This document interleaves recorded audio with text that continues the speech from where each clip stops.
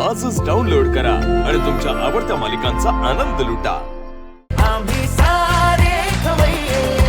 मस्त ठोकावी मांडी आणि वर न्यावी बाही. अहो चवीने खाणं सुद्धा काही खायचं काम नाही. सर्वप्रथम त्या वाढलेल्या पानाकडे असं डोळे भरून बघावं, वदनी कवल म्हणावं आणि यज्ञ कर्माला लागावं. आता ज्याच्यापासून सुरू होतं हे वाढलेलं पान, पदार्थ करा कुठलाही, याला विशेष असतो मान. अंदाजाने वापरावं लागतं. असं चिमूट चिमूट नीट, असं जरा डावीकडे असतं बघा पानामध्ये मीठ. हा ठेचा आयुष्यात जितक्या खाल अनुभवाची साठवण होते. ठेचा आयुष्यात जितक्या खाल अनुभवाची साठवण होते, पण ताटातला पोटात जास्त गेला की सकाळी मात्र आठवण होते. आता जिच्यासाठी चाले सगळा प्रपंच धंदा नोकरी, पानाच्या अगदी मधोमध ती पोळी आणि भाकरी. अशी गोल गोल गरम गरम बायकोने पानात वाढावी आणि पापुदरा काढून आतली खमंग वाफ आपण काढावी. याशिवाय हे बिचारं पोट काय दुसरं मागतं, पण चांगली भाजी करायला मात्र कौशल्यपणाला लागतं. करायला, मागवायला नाही. मग एकदा पोट भरलं की सुटतं हे अवघड जगण्याचं कोड. पण मन भरायला लागतं ना मंडळी या देहाला गोड. मग एवढं जेवणही राखावा बरं. बायकोने आग्रह केल्याचा मान आणि चाटून पुसून स्वच्छ करावं ते वाढलेलं पान.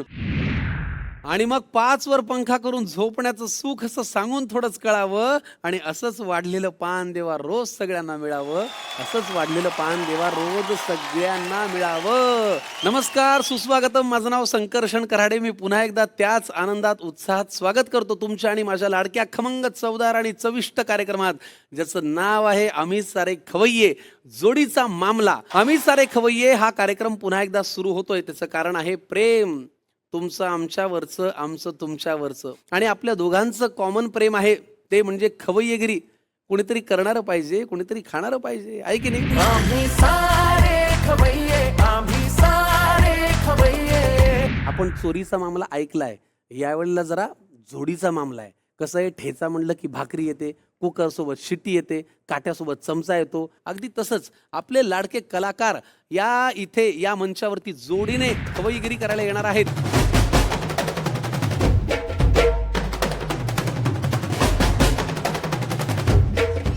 सोबत असेल लव्ह स्टोरी आणि स्वयंपाक करतानाची फोडणी सुद्धा. अट मात्र एक, आपले पाहुणे हे खवय्ये असलेच पाहिजेत.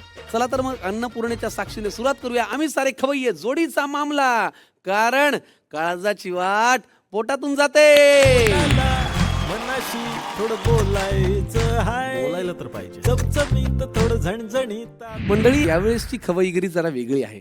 मामला चोरीचा असतो एरवी, पण यावेळेस जोडीचा आहे. उत्तम अभिनय करत असलेली डायरेक्टर आणि निर्माती फ्रेश जोडी आपल्या खवय्येगिरीच्या घरात पहिलं पाऊल टाकतायत. अभिनेता, लेखक, दिग्दर्शक हेमंत ढोमे आणि निर्माती आणि अभिनेत्री क्षितिज ओक.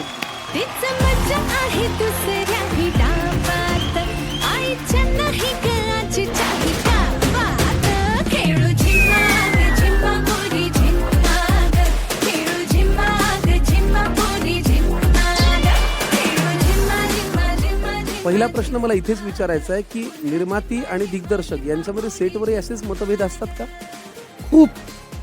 कारण स्टेपच फायनल होत नव्हती आपली. असं म्हणत होतास की अशी म्हणत होती. संकर्षण. कारण काय, आम्ही जेव्हा ही फिल्म प्रमोट करायला गेलो ना, हा. असं सिनेमात काही एक स्टेप नाही. हा. तेव्हा मृण्मयी गोडबोलेनी हा. प्रमोशनच्या वेळेला एकदा हे केलं हा. आणि ते खूप पॉप्युलर झालं. आम्ही सगळ्यांनी केलं. बर, त्यांनी ते केलं नाही कारण त्याला ते येत नाही. त्याला काय येतं? त्याला एवढंच येतं जे तो करत होता. तशी काही स्टेप नाही. तशी आम्ही प्रमोशनलाही केली नाही. हे बघ संकर्षण, आपलं कसं आहे, मुंबई पुणे तुम्ही बघा, उर्वरित महाराष्ट्र आम्ही बघ. आम्ही दाखवतो. त्यामुळे ते आपलं उर्वरित महाराष्ट्र म्हणजे कसं ते आपलं आता एक style. काम करू, जी आपली उर्वरित महाराष्ट्राची स्टेप आहे ती एक ठरवू आणि तिघं मिळून ती करू.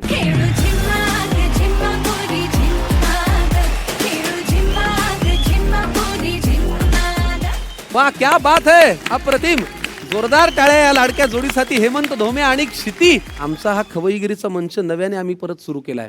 या घरात तुम्ही पहिलं पाऊल टाकलंय. आम्ही तुमचे फार मनापासून आभारी आहोत की तुम्ही आज इथे आलात. पण आता ना हे घर तुझं सगळं अप्रतिम लागलेलं आहे. एकदम म्हणजे set असं झालंय. आपला कार्यक्रम मोठा झाला अजून असं वाटतंय. वाटतंय की? आणि तो आता अजून मोठा होणार. 100% होणार. क्या बात आहे. आणि पहिलं पाऊल तुमचं म्हटल्यानंतर काय हाऊसफुलची पाठी लागणार याची आम्हाला खात्री झालेली तू आहे. आहेस इथे तू म्हणजे स्वतः हाऊसफुलची असताना- वाटी लागणारच. आजच्या भागामध्ये खवय्येगिरीमध्ये स्वागत करूया या आपल्या लाडक्या अनुरूप जोडीचं, हेमंत ढोमे आणि क्षितिज ओक.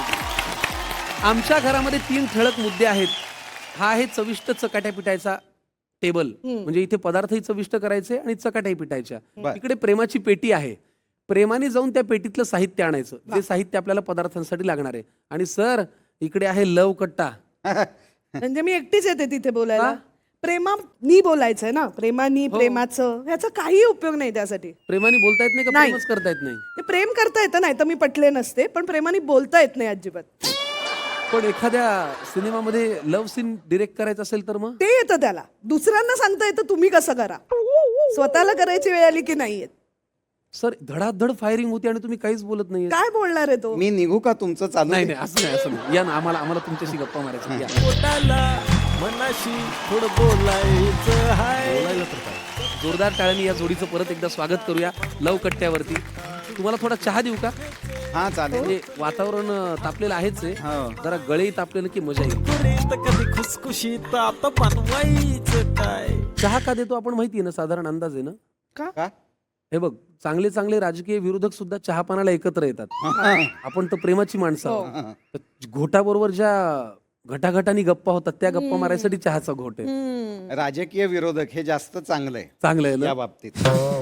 मला एक पहिला प्रश्न विचारायचा आहे. मुळात तुमच्या लग्नाला 12 वर्ष झाली का 13 वर्ष, याच्यावरती कन्फ्युजन का आहे? 12 वर्ष झाली आहेत. हा. येत्या डिसेंबरमध्ये 13 होणार आहेत. लग्नाला? हा. भेटून 13 वर्ष झाली. एक क्लिप व्हायरल जी होती आमची, हा. तर लग्नाला भेटून 13 वर्ष झाली आहेत. मी असं फक्त म्हणलं की आमच्या लग्नाला 12 वर्ष झाली, त्यावर लगेच तिथं लोकांमध्ये अपमान. 13. मी तुला गंमत सांगते. मला असं वाटलं भेटून किती वर्ष झाली आहेत म्हणून मी 13 म्हणाले. मग मला असं लक्षात आलं नाही 12च आहे. म्हणजे लग्नाला ऍक्च्युली 12 वर्ष झाली, पण हे म्हणजे मी 13 म्हणाले, माझं चुकलं. पण 12 झाली आहेत का 13 हे त्याला घरी गेल्यावर 4 दिवसांनी आठवलं की अरे नाही नाही, खरं तर मी बरोबर बोललो होतो, लग्नाला 12च झाली. पण मी जर 15 म्हणाले असते आणि मी लावून धरलं असतं की नाही 15च वर्ष मान्य झाली, केलं तर त्याने तो हो म्हणाला असता. मी ना तुला कोण वाटतो? मुद्दा हा असा आहे की तुम्हाला भेटून 13 वर्ष झाली आहेत, लग्नाला 12 वर्ष. 12 वर्ष झाली. बरं, आता दुसरा प्रश्न माझा महत्वाचा असा आहे की आज तुम्ही इकडे आलात तर घरची खानावळ बंद आहे का? कुलूप आहे? हो आज आज कुलूप. होय म्हणताय तुम्ही चक्क. होय. तुमच्या घरी खानावळ आहे? हो, खरं तर हा. म्हणजे आमच्याकडे खूप आठवड्यातनं 2-3 वेळा तरी खूप मित्रमंडळ असतं जेवायला. असं दुपारी चहाला आले ते चहा पोहे वडा करत रात्रीचं जेवून मग सकाळचा ब्रेकफास्ट करून जाणारी अशी माझ्या घरात रेग्युलरली खूप माणसं असतात. म्हणजे त्या घराला ना थोडंसं असं म्हणलंच जातं की माणूस येतो, हॉटेल कॅलिफोर्निया नावाची कॉन्सेप्ट, अम्या वाघनी ते नाव ठेवलंय. बर. की माणूस तिथे येतो पण परत जायची वेळ त्याला माहिती नसते. म्हणजे मला आठवतंय एकदा ह्या सगळ्या जिम्माची गँग घरी राहायला होती, सगळे कलाकार. आणि मी पहिल्या दिवशी ते थांबले, दुसऱ्या दिवशी सकाळी मी माझ्या कामाला गेलो. संध्याकाळी मी घरी आलो तर ती माणसं तशीच पडलेली होती त्या घरात. बसलेली पण नाही, पडलेली. एक असं पडलंय वगैरे. तर मी म्हणलं बरं ठीक आहे. ती रात्र गेली. दुसऱ्या दिवशी सकाळी मी गेलो, बाय केलं सगळ्यांना, परत आलो, ती माणसं तिथेच होती. नंतर मी म्हणलं की आता तुम्ही राहायलाच लागा मग इथे. सो अशा पद्धतीने त्या घरात, बेसिकली त्या घराचं जे किचन आहे ते 24 तास चालू असतं. हो. माणसं येतात, जेवतात, गप्पा मारतात, मजा करतात आणि आपापल्या घरी सुखी पोटाने जातात. खानावळ हे बरोबर आहे. किती छान.